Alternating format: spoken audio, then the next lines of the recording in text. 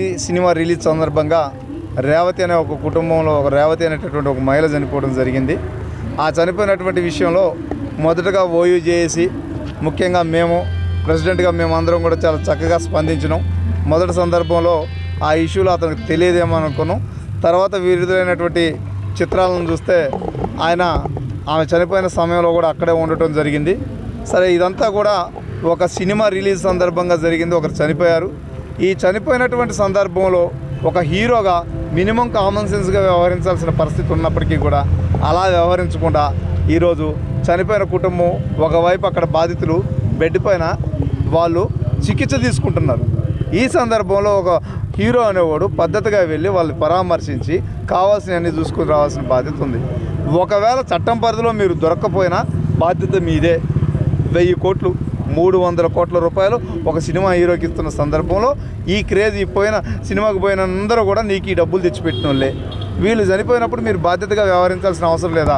Junior NTR గారు వారికి సంబంధించిన నాన్నగారితో వెళ్ళిపోయి ఎవరో చనిపోతే ఎవడు అడగలే, ఏ సంఘం వాళ్ళు అడగలే, ఒక్కొక్కరు ₹1 కోటి ఇచ్చారు.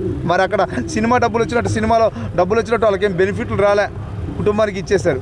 మరి మీరు హీరో కదా, మీరు విచక్షణ జ్ఞానం ఏమైపోతుంది? మీ చుట్టుపక్కల ఉన్న వాళ్ళు ఏం చెప్తున్నారు మీకు? మీరేం చేస్తున్నారు? ఈరోజు విద్యార్థి నాయకులు, మా విద్యార్థి నాయకులు, నా జేఏసీ మెంబర్స్ వచ్చి మీ దగ్గరకు వచ్చి పరిశీలించి మాట్లాడదామని వస్తే వారిపైన మీరు దాడి చేసే ప్రయత్నం చేస్తే దిక్కులేని పరిస్థితుల్లో గేటు ముందు వాళ్ళు ధర్నా చేసి వస్తే వాళ్ళని అరెస్ట్ చేపిస్తారు. ఇది ధన బలము అంటారు, కండకావరం అంటారు. ఇప్పుడు 15 మందిని అరెస్ట్ చేసి ఉండొచ్చు, మీరు 1500 మందితో వచ్చి మీ ఇల్లు ముట్టడిస్తావు. అప్పుడు ఏం చేస్తావు అని అడుగుతున్నాను నేను. ఈ సందర్భంగా ఏమని అడుగుతున్నా నేను, నువ్వు జనాలను పిచ్చోళ్ళని చేసి డబ్బులు సంపాదించుకొని పోదామని అనుకుంటున్నారా, లేకపోతే వీటన్నిటికీ కూడా బాధ్యతగా ఒక నిజమైన రియల్ లైఫ్ హీరోగా బతుకుదాం అనుకుంటున్నారా? ఈ సందర్భంగా మీరు తెలియజేయాలని అడుగుతున్నా. 1500 మంది వచ్చి బట్టలిప్పి కొడితే ఏం చేస్తావు నువ్వు అని అడుగుతున్నాను. ఈ బౌన్సర్లు ఎంతమంది ఉంటారు? వచ్చినటువంటి విద్యార్థి నాయకుల్ని, PhD చదువుతున్న పిల్లగాలని అన్యాయంగా అరెస్ట్ చేపిస్తారు. అక్కడ ఒకవైపు రేవతి కుటుంబం చనిపోయింది. మీ సినిమా యూనిట్ అంతా దీనికి బాధ్యతగా వహించి నీ ఒక్కడి బెనిఫిటే 300 కోట్ల రూపాయలు కదా. నీలో లైట్ బాయ్కి ఇస్తున్నారా డబ్బులు? కెమెరామెన్కి ఇస్తున్నారా డబ్బులు? మరి మొత్తం నువ్వే తీసుకుపోతున్నావు కదా. ఆ హీరోయిన్కి వచ్చేసి 15 కోట్లు కదా.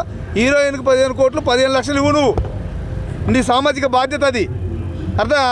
అదేవిధంగా హీరో 300 కోట్లు కదా, కనీసం 25 కోట్ల రూపాయలు ఆమెకు ఎక్స్గ్రేస్గా ఇవ్వు. నీకు ఒక సినిమా పోతే నష్టం లేదు కదా. ఒక సినిమా పోతే నీ జీవితం ప్రాణం పోలేదు కదా. నీ ప్రాణం అయితే ఉంది కదా. రేపొద్దున మళ్ళీ ఇంకో సినిమా చేసుకుంటావు కదా. మరి ఆమె ప్రాణమే పోయింది కదా. మరి నీ 15 లక్షలు ఎటు, 10 లక్షల రూపాయలు, 25 లక్షల రూపాయలు ఎటు వస్తాయి చెప్పు? నువ్వు 300 కోట్ల రూపాయలు ఒక సినిమా తీసుకుంటున్నావా? మరి నీ జీవితకాలంలో చేసే సినిమాలకు మొత్తానికి ఎన్ని వందల కోట్లు తీసుకుంటున్నావు? ఇదంతా ఈ సమాజం మీద వచ్చేటటువంటి ధనం కాదా? మరి దీనికి బాధ్యతగా ఉండవా? మరొక ప్రెస్ మీట్ పెట్టిర్రు. ఆ ప్రెస్ మీట్లోనైనా మరో పద్ధతిగా ఏమైనా మాట్లాడినరా అంటే ఎవడో రాసిచ్చిన స్క్రిప్ట్ చదివినావు. దీనికి కామన్ సెన్స్ ఉంటే సరిపోతుంది సార్. హీరో గారు, కామన్ సెన్స్ చాలు. నీకు జరిగింది చెప్పడానికి కామన్ సెన్స్ సరిపోయింది. ఆ కామన్ సెన్స్ కూడా లేకుండా వేరే వాళ్ళు చెప్పింది చదువుకొని పోయినావు తప్ప అందులో ఎలాంటి ఆర్ద్రత లేదు. నీకు నష్టం జరిగింది, నీకు బాధ జరిగింది, ఏముంది? ఇంట్లో 15 రోజులు పడుకో, అయిపోతుంది. రేపొద్దున నీ సినిమాకి వచ్చే డబ్బులు వచ్చినాయి కదా, మళ్ళీ నువ్వు దాన్ని ప్రెస్ మీట్ పెడతావు. మేము ఈరోజు ఇప్పటివరకు అయితే మాట్లాడలేదు. హీరో గారు మాట్లాడిన తర్వాత చెప్తున్నాం. మా విద్యార్థి నాయకులను అరెస్ట్ చేసే విషయంలో మీ దగ్గర నుంచి ఎలాంటి కంప్లైంట్ పోకూడదు.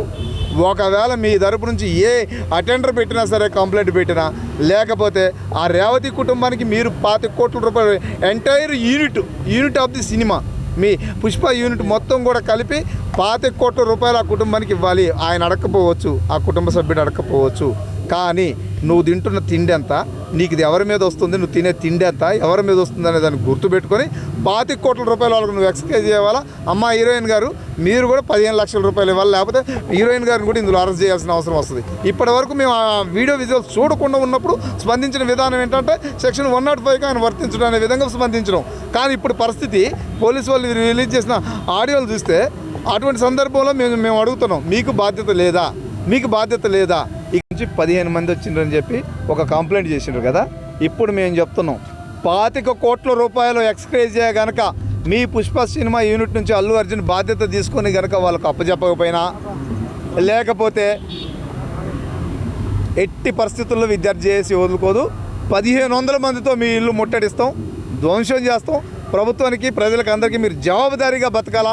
హీరో అంటే స్క్రీన్ పైన హీరో కాదు, నిజమైన హీరోలుగా బతికే విధంగా మీకు మేము నేర్పించి వదిలేస్తాం. అప్పటి వరకు మిమ్మల్ని ఇడిచిపెట్టమని ఈ సందర్భంగా తెలియజేస్తున్నాం. సినిమా వాళ్ళు అందరూ కలిసి వచ్చి మిమ్మల్ని కాకాపడితే మీరు దాని మీద మీరు అసెంబ్లీ చేసిన మాటని వెనక్కి తీసుకోవద్దు. ఖచ్చితంగా బెనిఫిట్ షోల విషయంలో, అలాగే బెనిఫిట్స్ వాళ్ళ విషయంలో ఫ్రీ రిలీజ్ పెట్టినప్పుడు ఇచ్చేటటువంటి ప్రతి దాంట్లో టికెట్లు ఎక్కువ అమ్ముకున్న ప్రతి దాంట్లో కూడా 60% అమౌంట్ ఫస్ట్ ప్రభుత్వానికి కట్టాలా ట్యాక్స్ రూపంలో. అలా అయితేనే వాటిని అలౌ చేయాలా. మొత్తం డబ్బులు తీసుకొని పోయేటటువంటి ఈ వ్యవస్థని రద్దు చేయాలని ఈ సందర్భంగా ప్రభుత్వం డిమాండ్ చేస్తూ విద్యార్థి నాయకులు బేషరతుగా స్టేషన్ వెళ్ళిపోయిన విడుదల చేయాలని చెప్పి ఈ సందర్భంగా నేను డిమాండ్ చేస్తూ ఉన్నాను.